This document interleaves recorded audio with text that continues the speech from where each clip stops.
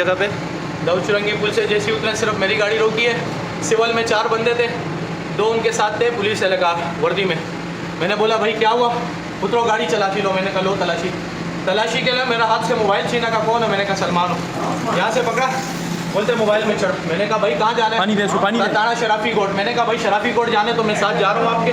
चलो, मेरा गार्ड भी मेरे साथ है। पिस्टल के बट मारे मेरे को, नाव देगा ना ताव देगा, मुंह मेरा ढांक लिया, हथकड़ी लगा रहे और बोलते हैं इसका चेहरा छुपा, इसको गायब करना है, इसको चेहरा छुपा, इसको गायब करना है। मैंने जब देखा वो उस तरफ आगे फ्यूचर कॉलोनी की तरफ, मैंने कहा थाना शालकी इस तरफ लगता है, शराफी कोर्ट इस तरफ लगता है। मेरे को बोलता देख बेटा तेरे को कहाँ गायब करते हैं हम लोग। अगवा करके लेके जा रहे थे और इन्होंने ओवरटेक मारी मोबाइल के अंदर से। मैं चलती हुई मोबाइल से कूदा हूँ। मेरे को जो है ना बट भी मारे, हथकड़ियाँ भी मारी इन्होंने। मुँह छुपा के सादा एहलकार ना थाने की जगह बता रहे थे ना वो बता रहे थे। भैया मेरा हाथ सुने काम नहीं कर रहा भाई, हाथ टूट गया मुझे लग रहा है यार। अल्लाह खैर करेगा। तू थोड़ा रिलैक्स है इसमें।